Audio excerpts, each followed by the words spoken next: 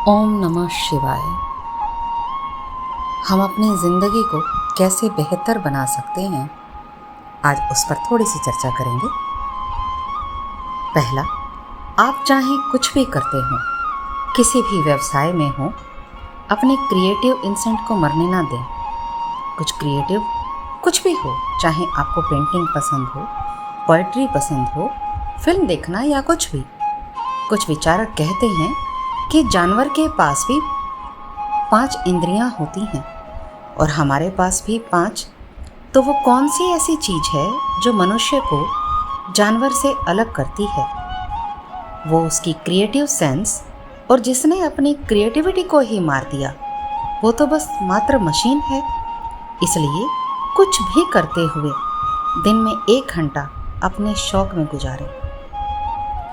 वो जिसमें आपको आनंद आए, वो कुछ भी हो, फिल्म देखने से लेकर कविता करना, पेंटिंग करना, म्यूज़िक, डांसिंग सीखिए, कुछ भी जिसमें डूबने का मन करे। दूसरा, एक ऐसा पर्पस जीवन में रखना जिससे आनंद हो। अपने आसपास लोकेलिटी में कुछ बच्चों को पढ़ाना, उनका खर्च उठाना, उनसे साप्ताहिक मिलते रहना शुरू कर दीजिए। आप पाएंगे कि आपके चेहरे की चमक बढ़ने लगी है और आपको कंपटीशन वाले, नफरत करने वाले, नकारात्मक लोगों के वातावरण से मुक्ति मिलने लगी है और आप अंदर से एक बेहतर इंसान बनने लगे हैं।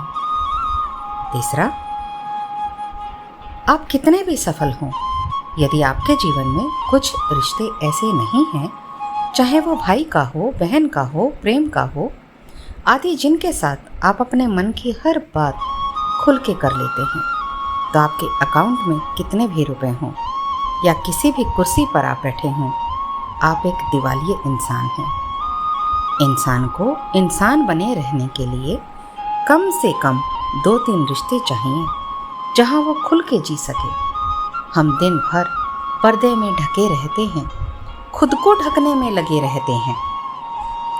जब किसी से बात करते हैं तो कुछ रिश्तों में अपनापन अवश्य हो, जहां आपको कुछ छिपाना ना पड़े। इसलिए जीवन में creativity, emotional satisfaction, personal space हो। कई बार देखा होगा कि आपका जीवन सबका है, बस आपका ही नहीं है। 24 घंटे में से 8 सोने में चले जाते हैं, 1-2 तैयार होने में चले जाते हैं, 8-10 जॉब में चले जाते हैं। 20 घंटे हो गए। पति पत्नी ने कहा मेरा टाइम कहाँ है, उनको भी टाइम दिया, बच्चों को भी टाइम दिया। इस जद्दोजहद में उम्र निकल जाती है। किसी ने लिखा, इतने हिस्से में बट गया हूँ मैं, मेरे हिस्से में कुछ बचा ही नहीं। जिंदगी से बड़ी सजा ही नहीं और जुल्म है क्या, पता ही नहीं। रोज़ आधा या 1 घंटा अपने लिए रखना, मी टाइम ज़रूर रखें। अपने आप से बात कीजिए। घर पर अपनी कॉपी पेन, कागज़ पेन लेकर बैठिए और लिखिए, आज का दिन मेरी ज़िंदगी में क्या कंट्रीब्यूट करता है, करता भी है या नहीं। अगली बात, ध्यान रखना है, हमें इग्नोर करने की कला भी विकसित करनी चाहिए।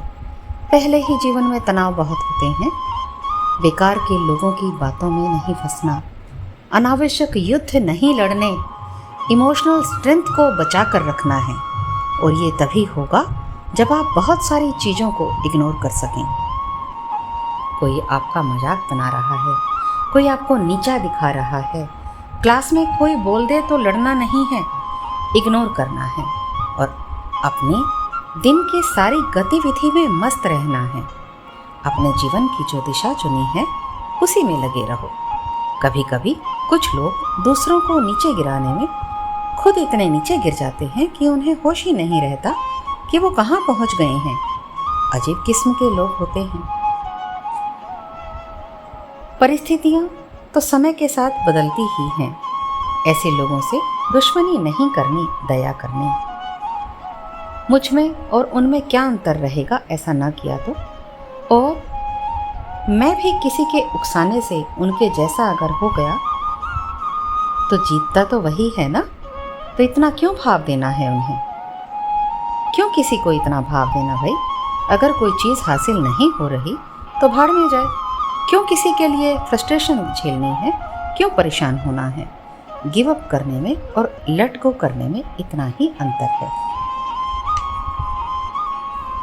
इन सभी बातों को अगर हम ध्यान रखते हैं तो हम कुछ हद तक अपने जीवन को अपनी मर्जी से जी पाएंगे, खुशी से जी पाएंगे, एक तरीके से जी पाएंगे।